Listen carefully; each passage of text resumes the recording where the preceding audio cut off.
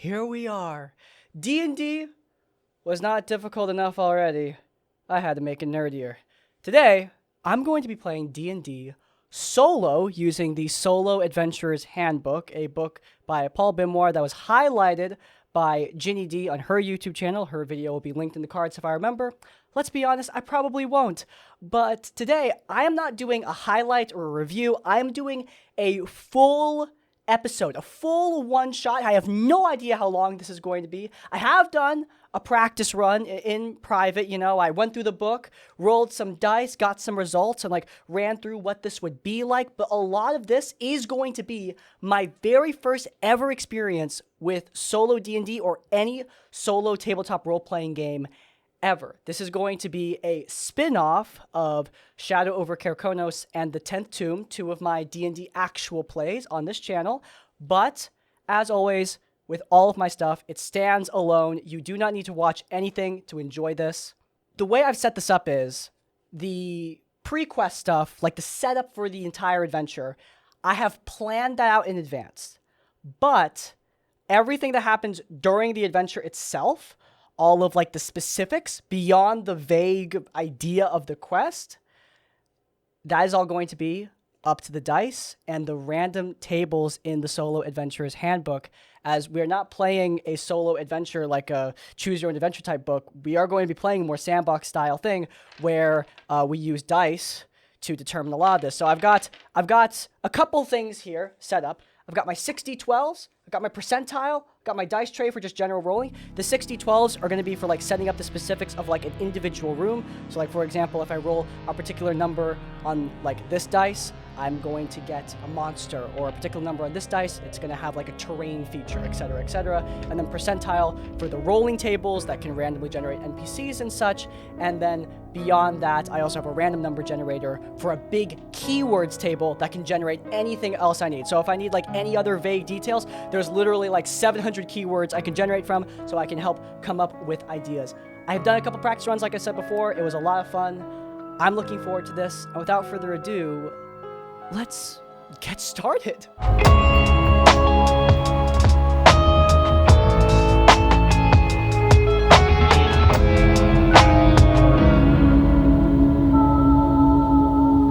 Just want to get some music in here for myself.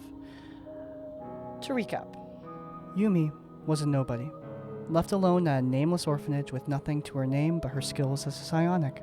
She was 16 when the collective found her and recruited her to be a Spectre, a tactical operative enhanced by illithid alien engineering. What she thought was her path to freedom quickly became her cage, as Yumi realized she was nothing more than a tool to claim eldritch power in the name of her manipulative, ambitious boss, Matthias Fowler. She spent years plotting for freedom. It cost her a lot of blood, sweat, tears, and a literal arm, but she managed to escape. Matthias is dead, and she now lives in hiding with the friends that freed her. But even if Yumi wants to be happy, she doesn't know if she's ever going to escape from the things she's done, or the things that were done to her. She doesn't really know what to do with her life at this point. She has friends, she has a potential partner in one of the people who saved her by the name of Cleo, but she overall feels lost at this point in her life, and that is when another person comes knocking at our door. At this point, I feel like Yumi would probably not be at home. She would be in the market, shopping, relaxing, trying to get her mind off of the nightmares that she sometimes has of her past, when a figure that's somewhat familiar to her approaches. Yumi, actually, I'm kind of curious. We're gonna try some of this stuff out. I'm kind of curious, what's Yumi shopping for? Can I generate maybe a merchant?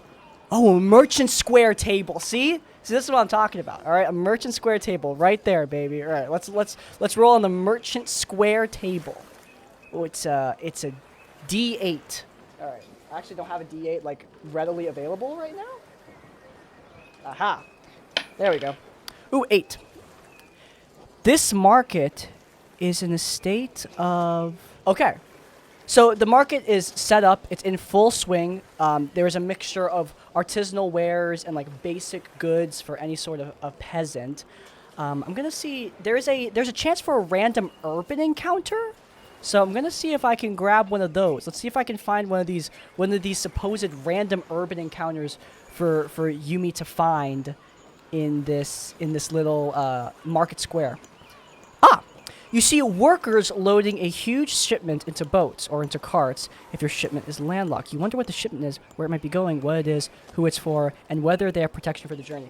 So Yumi is like, shopping around. She looks over. She is on the coast, so it does make sense that, there would be, shipments going into these, into boats just at the onset. She looks over, kind of like, raises her eyebrows. Quiet town. Don't know what they'd be bringing in such high quantity. Well, none of my biz. She turns around, and she sees someone. Someone wearing a long cloak, tactical gear, but it's embroidered in a pretty fancy way. This person, they're not trying to show off their wealth, but it's pretty obvious that they have access to wealth. She wears her hair in a long ponytail. She has this nasty scar across her face, dark brown eyes, and she's short. Like, Yumi is short for a Sindarin, for a wood elf, but she's still pretty tall by, like, just average people standards. She's 5'9". This woman is human and around 4'10", 4'11", much shorter. She has her arms crossed. She has a massive gun on her back, a gun that's clearly too big for her. And she looks at Yumi and just says, well, I mean, big shipments like this are a pretty convenient way to smuggle in certain someones into a city without being noticed. Yumi sees her party member, Calia Sulfero. Abandoned by her family, Kalia found herself adopted by Lord Crawford Cyrillish, the head of the Shadow Collective agencies. He saw something in this young orphan, saw someone that could be his heir, and in time, she would be named as the heir apparent of the collective itself. Kalia still has a lot to learn before she's ready to lead, as she tends to solve a lot of her problems with bullets rather than diplomacy. But her determination took her from the lowly slums to the heights of the eldest house in under a decade of her life. Who knows what she's going to do next, especially if she can get a little bit of help. Now, I am curious. I am playing these characters, but, I want there to be a degree of, unpredictability to the way they act. So I'm going to roll on something called the Oracle Table. The Oracle Table just basically answers, yes, no questions.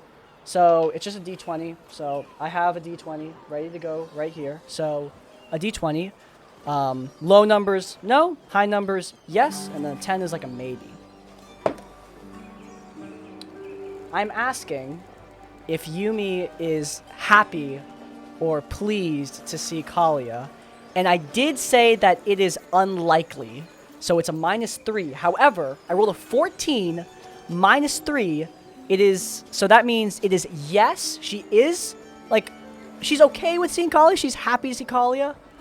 But the reason I had it be unlikely is because Kalia is a high-ranking member of the organization that Yumi used to work for, where she suffered abuse. So I don't think it's likely that she'd be jumping for joy to see a person from an organization that hurt her.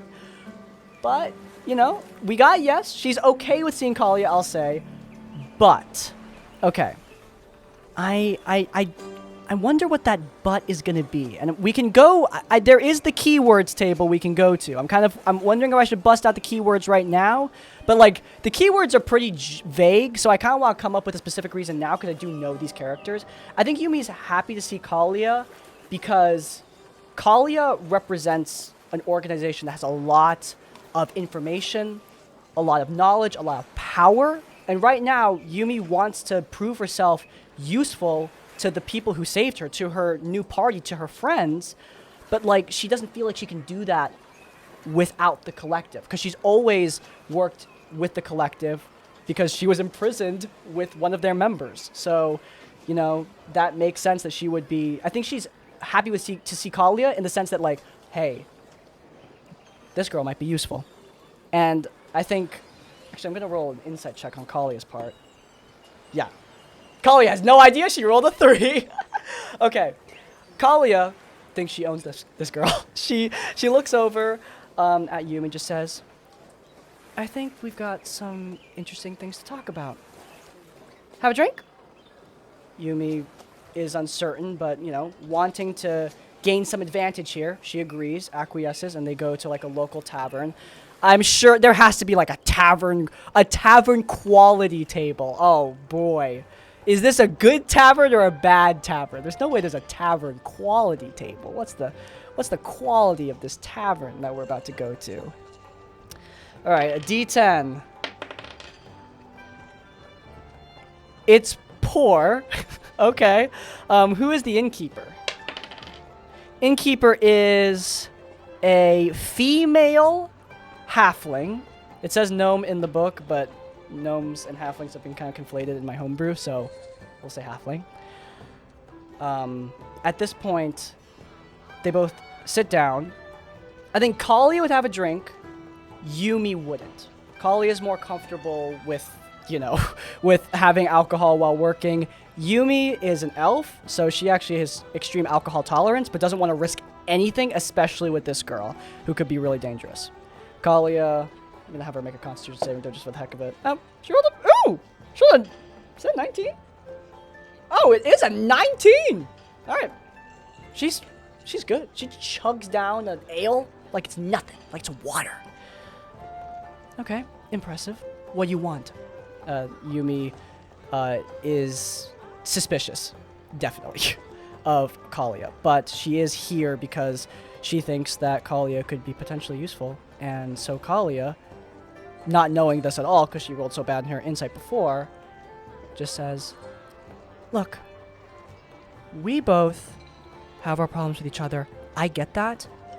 But if we can put that aside just for a second, you know, just for a moment, I think we can help each other. Yumi, like, runs her hand through her hair, shakes her head, rolls her eyes. She's not having any of this.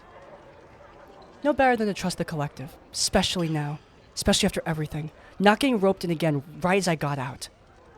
Kalia shakes her head. Not asking you to come back in. All right? I'm not. I'm just saying that the two of us have a lot to gain by working together because there's something going on in Seldarin's shield.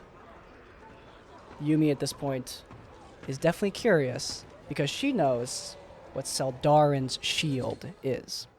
The crossing between Dul Marla and Ardinia is guarded by the fortress city, Seldarin's Shield. The apex of the city is a massive bridge that fosters trade amongst the elves and their allies north of Seldarin's lands, the massive river that acts as the crossing between these two lands, and the place where the city gets its name. Said city traded hands between Dul Marla and Ardinia countless times throughout the Second and Third Ages, with many considering the city cursed as a result. But after the fall of the Ardinian Empire in the Third Age, an independent council from the Jinsim Trading Company took control of the city. It is currently neutral ground and stands alone amongst the continent's bickering politicos, serving as a sanctuary for both refugees and criminals.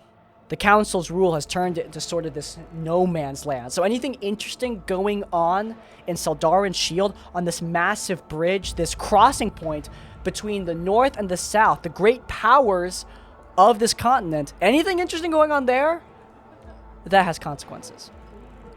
So I'm not going to roleplay out the conversation because we don't pay the voice acting budget here, and the two vaguely feminine voices I do, I'm going to get them mixed up, and you are too. So I'm going to spare you from that and just say that Kalia tells Yumi, look, you're a Spectre, but you're not the only one. There was a Spectre stationed undercover in Seldarin's Shield. Her name is Jezebel Lua. She's a half-elf. She was really good at her job. She was sent out there to keep an eye on the city, and she's gone dark. Yumi massages her temple. She knows what happens when a Spectre goes dark. It's bad news. Spectres are meant to be extremely difficult to capture because for the collective, they are an asset. They can facilitate communication across continents. They can spy, scout, assassinate from a distance using their telepathic abilities. They can do interrogations, tactical. They're amazing. But if someone were to capture a Spectre and gain access to their mind, they could have access to many of the collective's greatest secrets, which would be very bad. That should go without saying. So, Yumi looks at Kalia. You need my help finding her. Kalia takes another swig of her, now at this point, empty ale and just says, look, I don't know anyone else who knows how a Spectre even gets captured in the first place. You were held for years. I know you don't want to relive that. I'm not trying to ask you to, okay? I'm not, but if you can help save this girl, then you could help save a lot more people. You know what happens if one of you Spectres gets in the hands of the wrong, and Yumi at this point cuts her off. Fine, I'll help you, but I want some things in exchange. And at this point, Yumi's going to list off her requirements. She wants, in exchange for her help, she wants access to collective archives so that she can help her friends with finding information. Because, you know, her friends from the bad options, the party from the 10th tomb, they've got many of their own problems, their own things that need researching, and if Yumi has access to all the knowledge of the collective, that would really help. I'm going to roll to see if Kalia will agree to this. Let's go to that oracle table. I think it is likely she'll agree, so we'll give it a +3. Okay, I rolled a 13 +3. She is, yes. Yes, she is going to agree to that. Yumi smiles, orders a drink. Guess we're supposed to toast at this point? Yeah. To us. They both toast their drinks to each other, and they're going to head off for Seldarin's shield. I'm going to randomly generate using the internet. Ship name generator. Come on, we gotta get something. We gotta get something solid. And I don't mean like relationships. Oh, they're on the Orion. Yeah, the Orion. I think that is a decent ship name for the vessel in which they arrive in Seldarin's shield. Now, Seldarin's shield may be neutral territory, but Kalia is a high-ranking member of a intelligence agency, so her presence there would be kind of weird, so she's going to keep a low profile. Yumi really needs to keep a low profile. Not only, she might be a former member of this agency, but she still bears the literal scars of her involvement because her back has been almost entirely replaced by all of these Eldritch enhancements and implants. So I'm going to say that she wears like a big old jacket. So at this point, the two of them reach the city. Kalia looks at Yumi and just looks around. Okay, so it's a big place. Do you know where to start? Yumi shakes her head. Not the faintest clue, but we should just head in. Find somebody who might know something. If a Spectre really got captured, put up a fight before they do. I mean, someone has to have seen something. Alright, so they're gonna head in. I'm going to roll on the urban... We got urban encounters on page 126. Page 126. Urban encounters. And I'm also going to roll for urban events. I kind of want to see if there's like any big happenings happening. Because like I saw the urban events table, I ran it down, and there's like some big stuff there. So, alright, I rolled a 45. Okay. Currently, Seldarin's Shield is hosting a museum exhibition. Kalia passes by and just says, guess this is something Valorous would be interested in. Yumi just like eyes her. Who? Nothing. Alright, come on. They push forward. Not really interested in the museum. Probably not relevant to what they're doing. Watch it be relevant to what they're doing in the future. Just, that would be hilarious. But, okay, urban events. These are more specific, less generic events. So, alright. Alright, I rolled an 89. Scroll down to 89. What's going on in the city? You pass by a high wall overrun with creepers. Reaching the gate of this glorious compound, you see a huge dilapidated building, probably once glorious. A sign reads, Compassionate Asylum for Victims of Mind... of Mind Magic. What are the chances? I'm not kidding, okay? I rolled an 89. It's there. 89. There's no way. This is so... See? This is... Okay, I'm invested. Okay, so they like walk in. They see this clearly overrun, just destroyed compound. Okay. I'm gonna... Oh, man. I'm kind of like just drafting up some ideas on what this could mean because... I mean, the person we're looking for is somebody who casts mind magic. And she disappeared and vanished.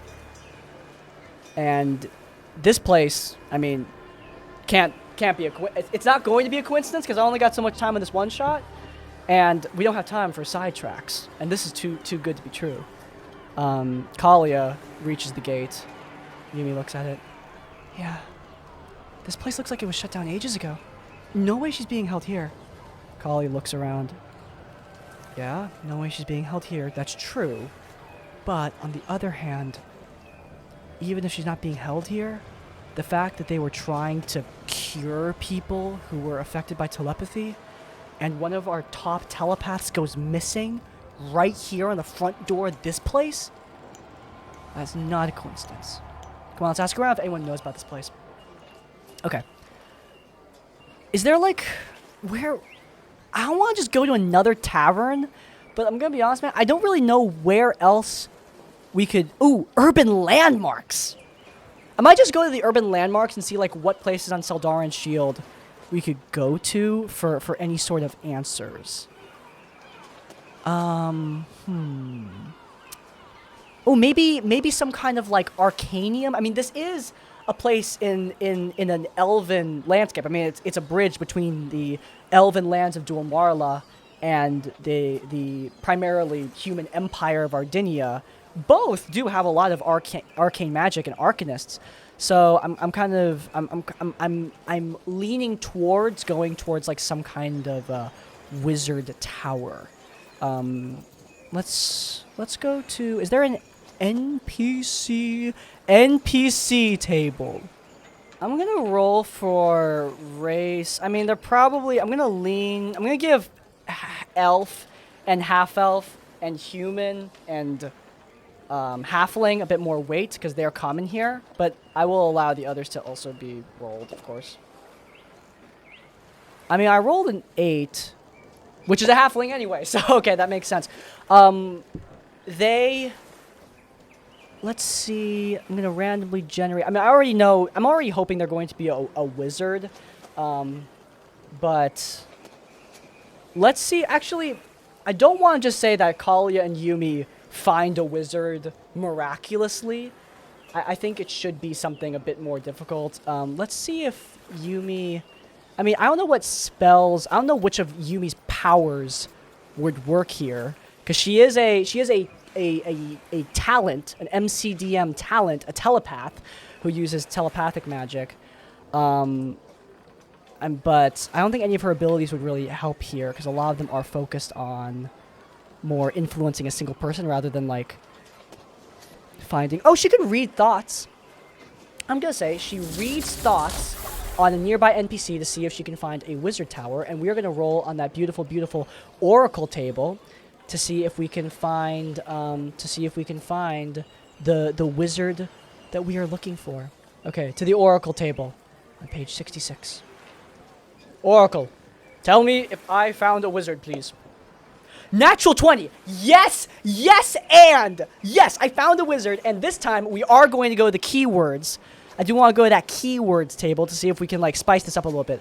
I already rolled to see if he's a gnome. I'm so excited that I rolled. Dude, this is sick. I'm actually having a really freaking good time. Okay, okay. All right, so the keyword that we got is rusty. We're going to generate another one. Rusty. Run down. Okay, an appropriate second keyword. And a final one, we'll go with a third and final one. 3 is the magic number. 357, which is noise. Okay. I can see it. This isn't an arcanist or like a traditional wizard. Kalia and Yumi, they approach, and instead of seeing like a normal looking wizard's tower, they see this massive clockwork abomination. It's like the Guardians of the Galaxy ride in Disneyland. It's just this eyesore that you can see from like miles away that just stands out so much in the environment. Yumi and Kalia like look at each other. Oh, I will say, I did say that Yumi used her read thoughts to do this. So before we continue, I'm sorry to be so erratic, but I am focusing on so many things at once here. Before we continue, I do want to roll to see if Yumi strains herself in any way. Because Yumi does not have spell slots. Instead, she can use her abilities as much as she wants, but she accumulates something called strain. And she has a certain limit of strain. If she exceeds that limit, she dies, which would be bad. So we're hopefully not going to exceed that limit. In order to gain a point of strain, I need to roll a 2 or below. If I roll a 2, I gain 1 point strain. If I roll a 1, I gain 2 points of strain. So I rolled, that's the most cocked dice I've ever seen. I rolled a 2. So Yumi, as she attempts to read the mind of a nearby elf, she reaches out, her implants on her back spark a little bit, her eyes glaze over, she infiltrates the man's mind, pulls out the information, but a spark of energy shocks her a little bit, and she grunts with pain. Kalia like rushes over. Hey, you okay? I'm fine, okay? Just don't touch me. Kalia backs off. All right, so Yumi did gain a point of strain, which means that she is going to get some negative side effects, which sucks. Oh boy. Oh jeez. Okay, there's a few negative side effects, and they can be undone with a short rest. So that's probably what I'm gonna do because. Oh shoot. Okay, I can choose between either not being able to take dash, disengage, or dodge, which is not that bad. Disadvantage on all strength and dexterity, disadvantage on all wisdom and charisma. I'm going to do a mind strain. So Yumi has 1 point in mind strain. So I'm just gonna put that in her. I'm just gonna put that here in her M1. She has a strain maximum of 10. So currently she has 1 point in mind, which means that she cannot take dash, disengage, or dodge. So, Yumi... shit. There's some kind of tower. I think it's an artificer of some kind, an inventor. I saw a halfling man in my head. But, oh, God, I'm tired. Kalia just clenches her fist. She wants to be efficient. She wants to get this done. But at the same time, like, Kalia... she's not... like the kind of person who would ignore this kind of thing, but Yumi is the kind of person who would push herself past her limits because she wants to prove that she is useful in some way. She wants to prove that she's not just a weapon, but in doing that, she can kind of turn herself into a one-track, like, let's get this done no matter the cost kind of person, even if that cost is hurting herself. Kalia shakes her head, just says, look, you're exhausted. I'm tired too. Let's just take a break, okay? Yumi looks at her. I promise, I'm fine. No, seriously, all right? As Princess of Karakonos, I order you to take a breath, dude. Yumi rolls her eyes. Well, technically, I don't live and don't matter. Just take a breath. Okay. I'm not just gonna say okay there. I'm gonna roll. I'm trying to like. I don't want everything to just go the way I see it in my head. I want there to be a degree of randomness. So, Oracle table. I rolled a 15. Yumi agrees to take a short rest. I'm going to mark off one of her hit dice, which is what you need to get rid of the mind strain. She, during the short rest, Kalia just tinkers with her gun, good juju. It's a long rifle with a bayonet in the end. She's just sharpening it.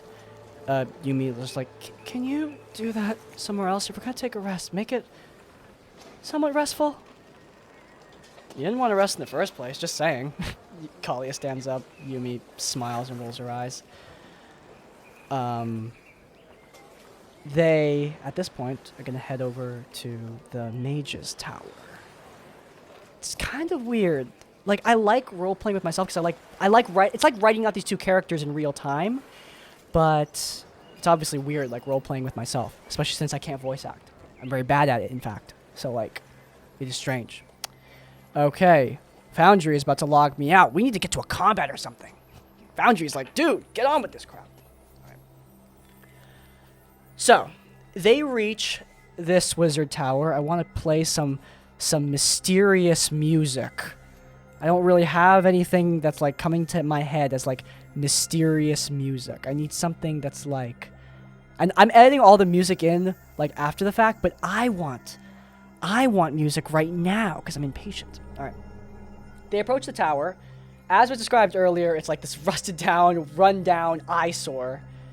Yumi, like, should I knock on the door or should you knock on the door? Kalia steps forward. Are you just saying it so that I get blown up by whatever trap is obviously lurking behind there? I mean, this guy looks like he rigs his whole place with smoke powder. Yumi's like, if you're so afraid, I can go knock. Kalia's like, okay, not afraid. I'm knocking on the door. She goes forward. Bang, bang, bang, bang, bang. Knocks aggressively on the door. I'm gonna roll for the, like...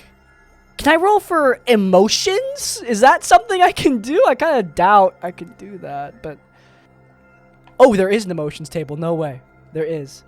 What's this old artificer man think? Oh god, yeah, we've got plenty of emotions here. We've got so many emotions. 45. This guy is feeling... Oh, wow. Bored! I like Finson. His name is Finson. Finson. I think he's a redhead. Finson opens the door. Kalia and Yumi look down. Yumi elbows Kalia. Hey, found someone shorter than you. Kalia, shut up. Hi. Calia Sulfero. I'm with the Shadow Collective Agencies. She, like, flashes her badge. I know we don't technically have authority here, but, like, I'm hoping you'll talk to us. The guy looks up at them, and Yumi, like, readies herself to use her telepathic abilities to get into this guy's head. In fact, I think she's not going to risk anything. Because, like, Yumi wants to get this mission done. She's not going to risk anything. She's going to commit some wrongs here. That is the name of the name of the one-shot. She's going to use influence thoughts, which does not take any of her strain. So she can do this. This is like a cantrip, basically, her version of a cantrip. She can do this as much as she needs to do. All right, influence. Choose one creature within range, then make a charisma check to influence or entertain that creature, making use of the appropriate skills. Touching the mind creature grants you advantage on the check, which carries no additional supernatural power. Okay, if I fail the check, though, this person does realize that she used psionics. Okay, so she's going to use a persuasion check. She's going to conjure up her psychic abilities. Her eyes don't glaze over. Instead, she steps forward and tries to make herself seem, like, wondrous in this guy's mind. Tries to make herself seem just beautiful and friendly and familiar. I think that's, like, her really trait. Like, she's trying to make this guy almost, like, nostalgic for meeting her. Like, he recognizes her as an old friend. And she's going to make a persuasion check. Hey, sir. It's really cold outside, and the sea breeze is coming in. Fog can be so scary. I was hoping you could let us inside. Ooh! Oh, she rolled good. She rolled good. And because Yumi has something called emotional intelligence, she can add her intelligence check instead of her charisma. So she adds +3. So that's 19. I'm gonna say that succeeds. Like, I mean, I guess it would be against the guy's insight. He rolled a 10, so there's just no way. His eyes kind of glaze over just for a moment. She gets in his head. Oh, she also rolls with advantage. I guess, like, I could roll a natural 20. Oh, I rolled the same thing twice. Nice. I did not roll a natural 20, unfortunately. But the result is effectively the same. She gets in this guy's head, and Finson just says, "Oh, of course, miss. I swear, you seem so... Yes, this city has been so boring recently. We used to have wars all the time. Now, there's nothing going on. I've built up this tower so much, and Yumi's like listening to this old man ramble, just like, can you please let us inside? Oh, yes, of course. Come in. Yumi and Kalia like elbows Yumi in the shoulder. Not bad. Thanks. They walk in. Finson sits down. Would you like a cup of tea, miss? You said it was very cold. I can brew you something up hot. Kalia like shakes her head. No, thank you. I would prefer some information. You might have heard of this center for mind magic nearby? Yes, that place shut down a long time ago, but... And he starts telling the story of what happened there. But since I don't want to just make it up myself, because where's the thrill in that? I'm going to roll on the keywords table again, because this is exactly what the keywords table is for. I currently have like a seagull ambience going. I'm going to actually swap that out to like a... Do I have a magic tower ambience? Magic tower ambience. Mage's tower. Perfect. I do have a mage's tower. Okay. Okay. Now that I have the proper ambience, let's go to that keywords table on page 16. Oh, I'm already there. I forgot that was the last thing I did. Seriously? I'm telling you guys, if somebody automates this in a website and charges a subscription fee, you'll get rich. Just saying. I mean, I don't want more subscriptions in the world, but, I'm helping you out. Let's generate 3 keywords again. 352. 352 is express. Keep in mind, I might generate more than 3 keywords if I don't get an idea. Banter. This isn't looking good. 687. Unnatural. I'm getting something like, I don't really know express, but like people would speak unnaturally and therefore they get sent there. Like maybe this wasn't a legitimate center. Like maybe they just sent people there like, deviants to get rid of them. Like if they were speaking maybe in the aftermath, because like remember, the city got taken over by this trading company, this like, medieval corporation. Like maybe to silence people who didn't like them taking over, they sent people to this center, but it clearly shut down. So like, now we know what the center is. Let's figure out what the heck happened here. I'm gonna keep on rolling until I get some kind of good idea. 172. Okay, 172 is explosion. Alright. Okay. I see where we're going with this. Explosion. Alright, next up is 591. Skill. 539. Crypt. Okay. Alright. I'm thinking. Beneath this center. What was it called?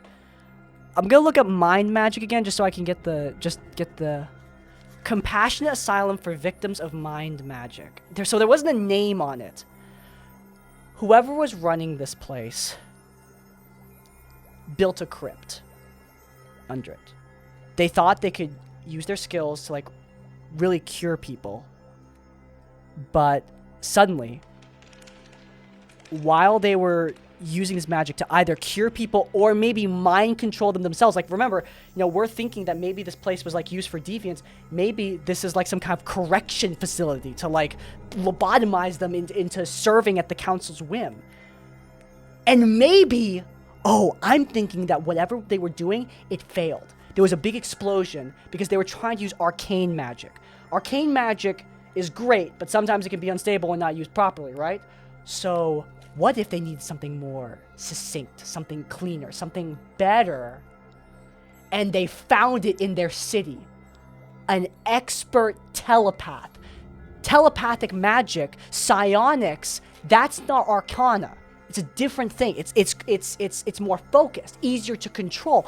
I'm thinking this asylum and the people running it are still bitter that their experiments didn't work out. It got shut down years ago, but they've been always trying to reopen it, trying to reopen their experiments. and they needed an expert telepath to do that, and that's why they captured Jezebel. That's why they captured the collective agent. Kalia and Yumi are putting this all together. It's all just theory at this point. Seems really possible.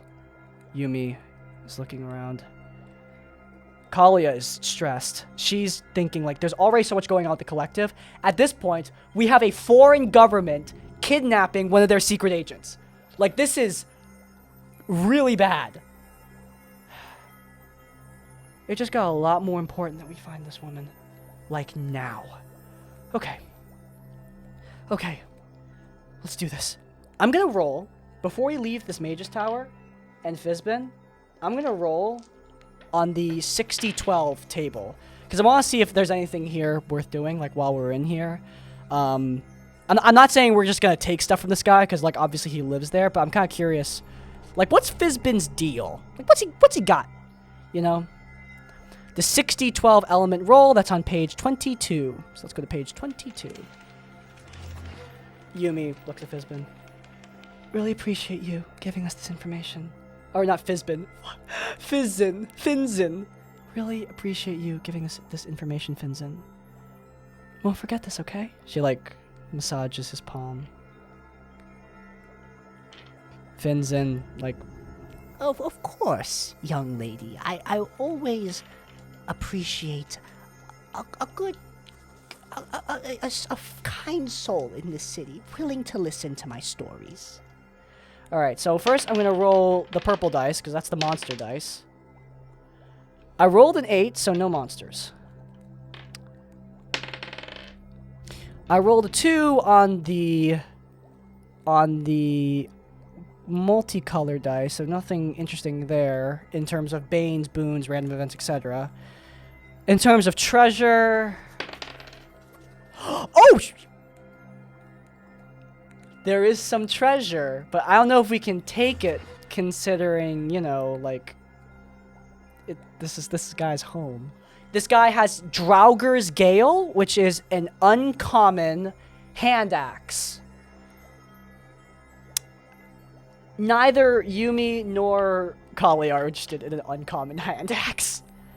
They both, like, see it, kind of curious why this guy has a Draugur undead hand axe in his living room. Like, Finson kind of sees it and just says, That was actually from my old days. That was a relic of a conquest from long ago. I went into a dungeon, similar to you young people, and I retrieved this incredible thing, but only after both of them are just like, okay. It was really nice meeting you, Finson. I'll visit later. Yumi closes the door. Okay, good job. Emergency exfil. Good job, Kalia. Yeah, that could have gotten ugly. They both leave. The poor old man. This one shot is called Women's Wrongs, okay? These two ladies are not always so nice. But I'm so sad for Finson. Justice for Finson. These two people are treating him like crap. But anyway, Yumi and Kalia leave the old man behind to see if they can do their little rescue mission. They're going to investigate they're going to investigate the wonderful little, what's it called? The asylum. They're going to investigate this asylum. And I am going to swap out the ambience for nighttime. Nighttime ambience D&D. Because at this point, I feel like night is starting to fall upon this beautiful city. And speaking of, I feel like I need a frickin' drink. My goodness. We should really go back and, like, maybe get him a gift. He really helped us. Yeah, you're right. We should probably get him something in return for that. Kalia, like, looks around. When we're done, we'll buy him something. Promise. Yumi stops. I don't know you really well, but so far, you've treated me kindly. And more importantly, you haven't treated me like a weapon. Kalia looks at her. Look, I know you don't know me very well, but I'm not Matthias. I promise I would never do anything like that to you. I'm not trying to use you. This is a partnership. We're equals in this. You know, I know I tried to pull rank on you earlier. To questionable effectiveness. Yeah, but that's my point. You didn't listen to me because you don't have to. We're equals in this. Both trying to find our missing agent.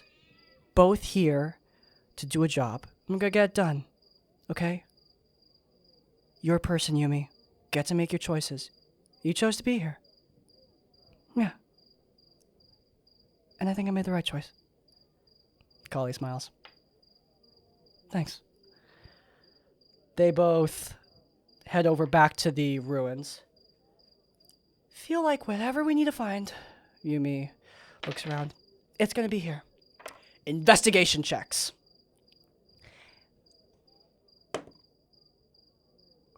Ooh, they rolled bad. Kalia rolled. I mean, she has +5. But investigation. Oh, no. Oh, Kalia does not have. I'm gonna roll Yumi on investigation. I'm gonna keep the same roll though. Yumi's +6 to investigation, so that is an 11, but it's still that's not great. Yumi looks around, not really seeing much. At this point, I feel like, you know, whatever the random terrain is, I think at this point, they would be seeing some kind of monster here, some kind of enemy. 1, 2, 3, 4, 5, 6, 7. A Fey creature. So as Yumi and Kalia are investigating, they see this shambling corpse, rotten from inside and out, filled with this strange mycelium fungus crawling out like Last of Us clicker style. It's horrifying. It grabs at Yumi. I'm just gonna say it gets a surprise attack. Oh, that's a natural 20. Oh no. Okay, maybe picking a higher challenge rating creature, perhaps, maybe. I'm just thinking. That might have been a really bad idea. I don't know, man. Okay, that is going to be 2D. I'm gonna 2D6. Where's my D6s? 2D6 plus. Ooh. Okay, so that's going to be 16. That's 20. That's 20 points of damage with the crit on Yumi. Yumi is freaking hurting. That's past half her health. As this creature, like, grabs her, pulls her down. She yelps in pain as it claws through her leg. Kalia raises her gun. At this point, yeah. It's time to roll initiative. We are rolling. Okay, so this rot beast here called the Gravedigger Spores. Sorry about the confusion. It is going to roll on initiative, and I dropped my dice. Oh no. Gets another emergency dice replacement now. Oh, it rolled terrible. That's great. Awesome. It rolled a 7. Thank God. Yumi? Oh, she rolled a 7 at base, but she does have, I think she has a +2 to dexterity. Yeah, she has 9. So she rolls higher than, look, just matters that you roll higher than the Gravedigger. And Kalia rolls a what? Oh my God, what is this? Dude, this girl rolled a 16. Okay, Kalia's going first. Kalia is going to take good juju. Hold on. She's an assassin. So, she has once per turn. Yeah. Sneak attack. Okay. So she has advantage, which means she automatically gets, because she rolled high in initiative, and this creature hasn't taken a turn in combat. I don't think surprise counts as a turn in combat. I just hope not. Even if it does count, though, no matter what, she's going to send out her, she's going to first use her Echo Knight ability to, with her bonus action, summon her Echo and send it at this creature. So no matter what, advantage or not, she gains sneak attack. So she's going to send out her Echo in the form of a shadow of herself. Her shadow literally gets up Dr. Facilier style as she conjures her magic and sends this shadow forth, calls upon Eldritch Power, and she is going to take good juju, load up her gun, and fire it right at this creature's face. Ooh. I'm gonna roll. Yeah, I mean, it hasn't taken a turn. I think the surprise does count as a turn. I mean, this might miss, dude. With good juju is +2 to attack. She gains +3. She gains +3 from her... I mean, that's +8 to hit. So that's 15 to hit. That better freaking hit this thing. Oh, thank God. It does hit. Okay, so it hits, and she gains sneak attack because she is an ally. So that is going to be 1d12 damage. 1d12 plus 2 plus 3. Right. East. Okay. So 5 plus 2 plus 3. 2 from the gun. 5 from the dice. 3 from her dex. So that is currently 10 points of damage on it, plus a d4 of force damage.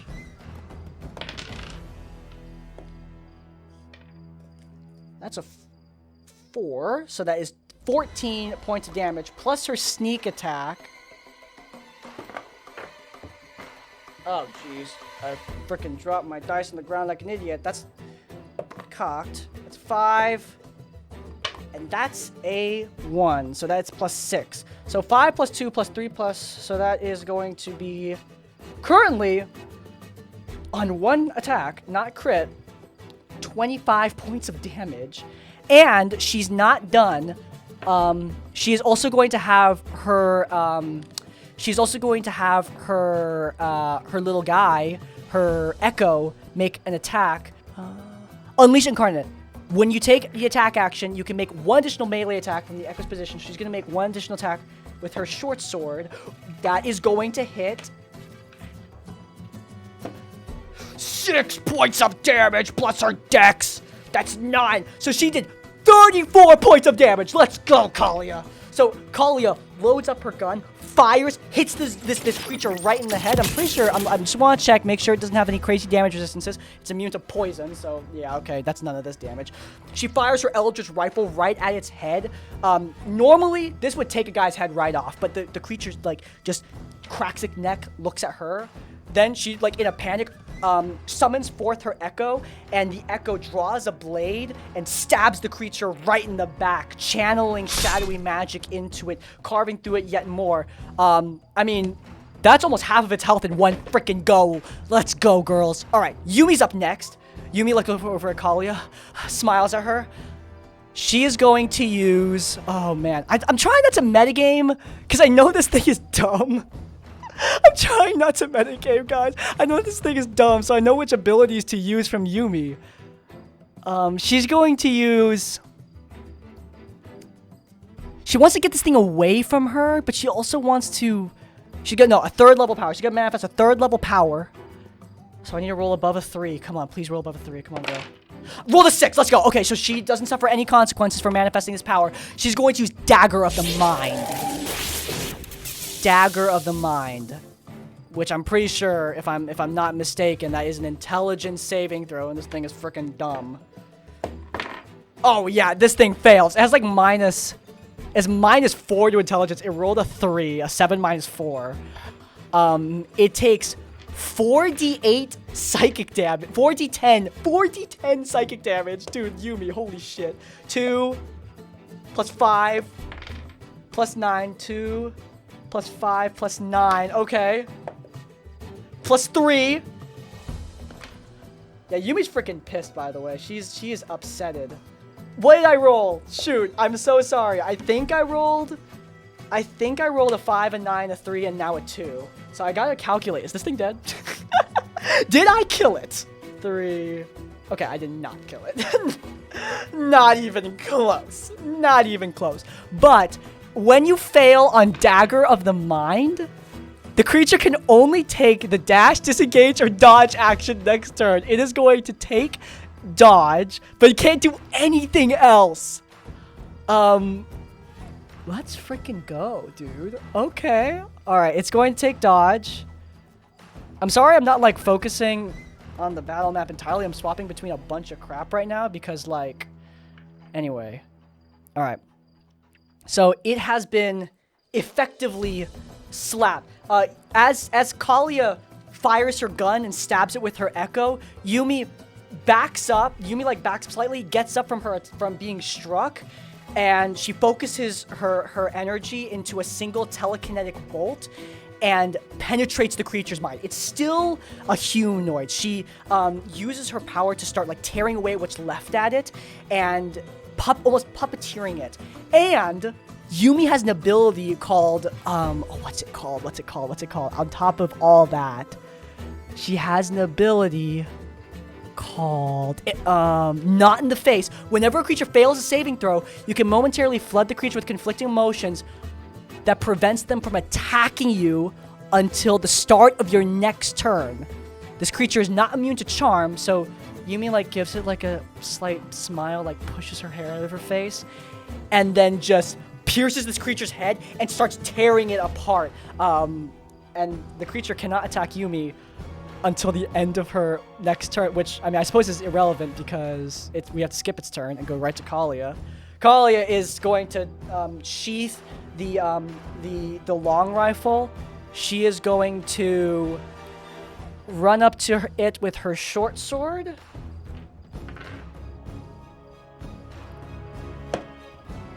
Oh! Miss, I think. +3, it's an 11 to hit. She swings out with her short sword, especially since it's with disadvantage because it's taking the dodge action. Yeah, no, she does not hit. Tries swinging out with the long sword, the short sword. The creature sidesteps. She's going to take the bonus action disengage. And she's going to use her... Oh, shoot, she can't. She took the bonus action disengage. I'm an idiot. I was going to use my bonus action to shoot my crossbow on my offhand. Why the heck did I do that? I'm going to manifest Echo again. I'm gonna use the Echo again, and that is a natural 1! Guys, we were cooking. Kalia, in her overconfidence, she rushes forward, tries to finish this creature off once and for all, but unfortunately, it is effectively sidestepping her. Yumi's going to use Yumi is going to try to push. She wants to get it out of her face, and she wants to not attack it with something that it can like, you know, resist. Hopefully it won't be able to resist this. She's going to kinetic crush. She has to make a strength saving throw, which it's very good at. Oh, Jesus Christ. First and foremost, though, I need to see if I even manifest this in the first place. I need to roll above a 2. 4. I'm good. No consequences. Okay. Strength. Oh, it rolled a 23! Uh-oh! Oh, no! It rolled a 23, so it does take half damage. Oh, guys, this is turning bad. We were winning for a second, but now it's girls, it's looking bad. All right. Took 5 points of damage. Damage is damage, we say in this house. At this point, we only need a little bit more to kill it. It's now the beast's turn.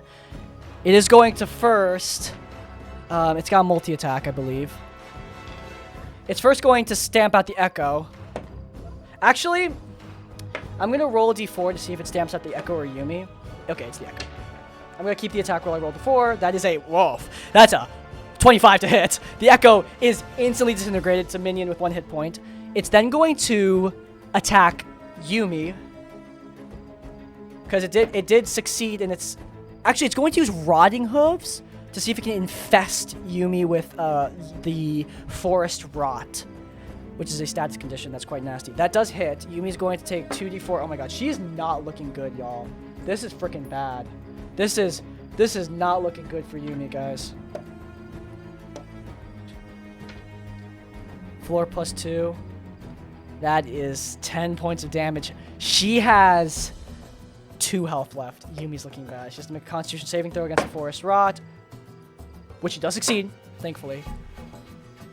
Yumi, like, look, she's terrified at this point. As this creature, like, tackles her down to the ground, like, smashes her into the earth. Its claws rake through her. She manages to use her Sindarin blood to push the poison out, but she is looking really, really hurt. She looks over to Kalia. She like, her eyes desperate and pleading. She looks scared. She's not used to being in the action because she's used to being behind the front lines. Kalia, she really should have taken her last turn. She really should have taken her last turn to frickin' reload her gun. She is going to run up. Screw it. She's got to run up, get in this thing's face. And no longer is taking the dodge action. She's gonna short sword it, and then she's gonna just use disadvantage with the crossbow while she's still standing in its face. Okay, that's going to hit with the short sword. And she's got an ally within 5 feet, so that's sneak attack. Let's fucking go. All right, this thing's about to yee its last ha. So that is 11 points of damage, and then I have to add on top of that the dexterity, which is +3. Now she's going to take an attack at disadvantage with the crossbow. Okay, so that's a 9. +6. That does hit with the crossbow. All right. I think a hand crossbow, if I remember correctly, is only a D4. Oh, it's a D6? Okay. Oh, max damage, baby. That might be the GGs. Is that the GGs? Wait. No, it's barely still alive. It's 3 hit points. Okay, at the end of its turn, at the end of that turn, Kalia like stabs it, shoots it with the crossbow. I'm gonna imagine she's kind of like, she's not holding it, she's not like grappling it, but she like looks down at Yumi. Finish this asshole off. She is going to. I don't know why I rolled the dice. I just rolled the dice because I was like hyped. Okay, she's going to use psionic. I want something that has like a. Okay, she's gonna kinetic crush again because it's like it's guaranteed damage. I just have to roll above a 2. That's a 2. She gains 1 more point of strain. She's gonna put it into mind. She can't take the dash, disengage, or dodge actions. That sucks. But she is going to hopefully finish this thing off. All right, 2d8. I don't know where frick I put my d8s.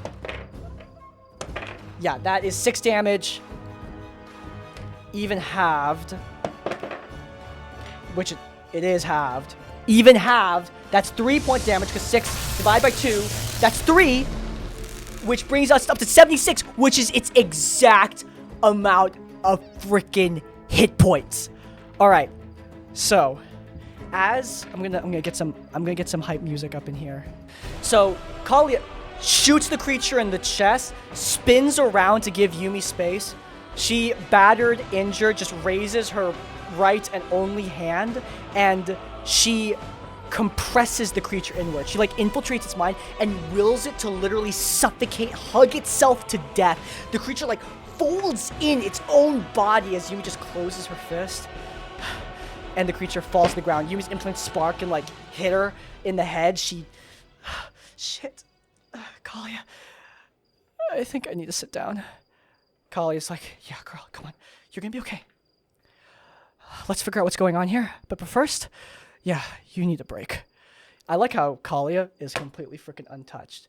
That is where I've been playing for an hour and a half. I'm gonna take a water break, but this is not over. Stay tuned. We got a lot more in store. Yumi and Kalia. Okay, mostly Yumi. Yumi is very injured. She like kneels down on the ground. She like looks at the wounds that this undead, not undead, but this fey creature. I'm gonna say the corpse is not the creature. It's more the fungus that was inside of it, like puppeteering it. But this fey creature that rent her asunder. She looks down at it, like just gives it a kick in the head, and then just looks at herself. I'll be fine. Kalia looks at her. Okay, you're delusional. You're not gonna be fine. Okay, I'm getting you out of here. Kalia, no, come on. We're this far.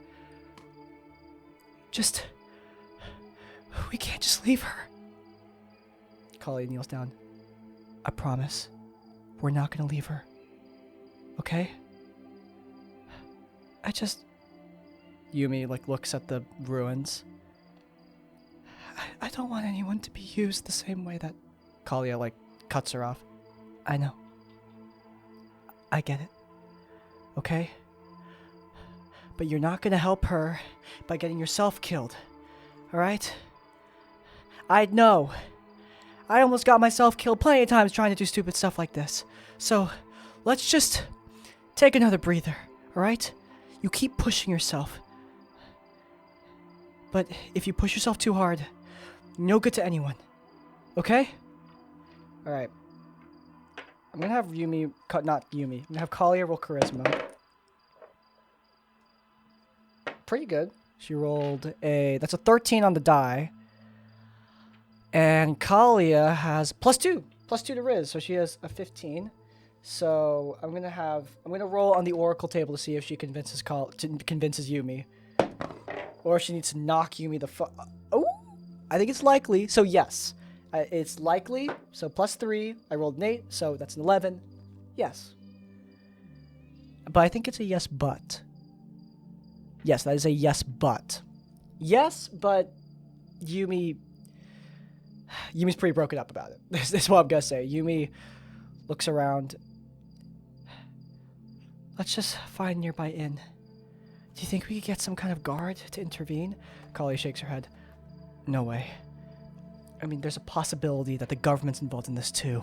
We ask them, there's a chance they're gonna disappear us, and then we're going nowhere. Let's just make our way out of here quietly and get you some rest. Okay. For the sake of brevity, they're gonna go to an inn, and I am gonna roll for any sort of nighttime encounters. D100. Uh-oh. That's cocked, but I'll keep the roll on that dice. Oh, 91.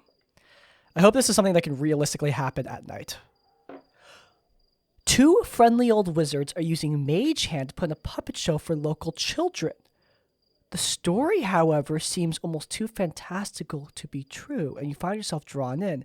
Does this outlandish tale come from the wizard's own experience?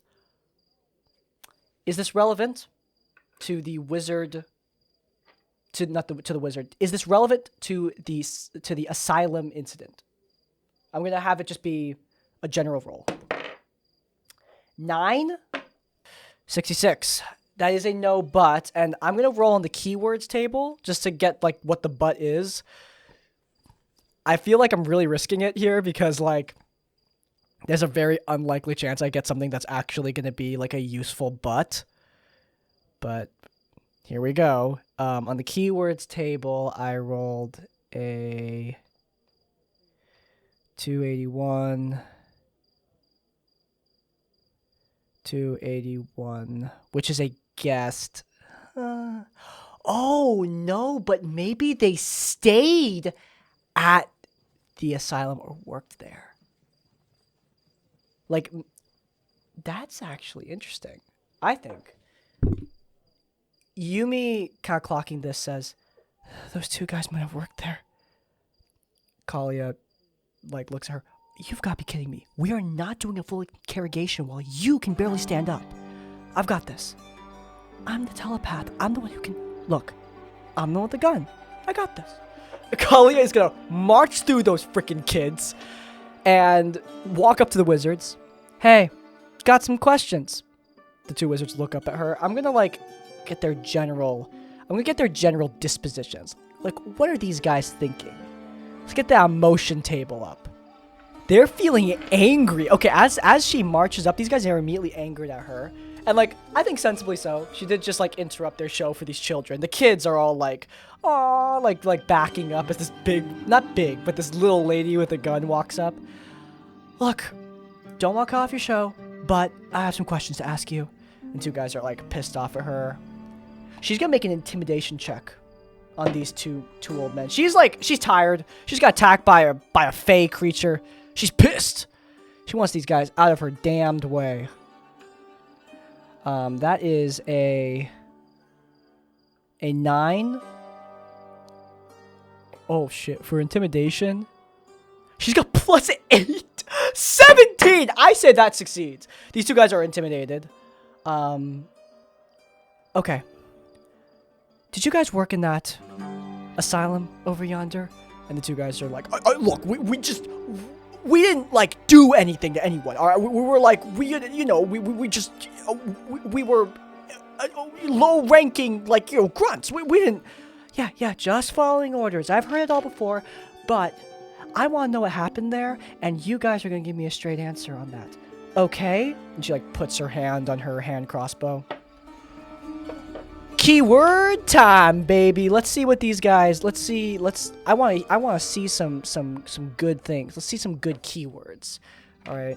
Excessively sweet, rich, or sentimental. I have a feeling that these keywords aren't going to help me much with what happened at the asylum.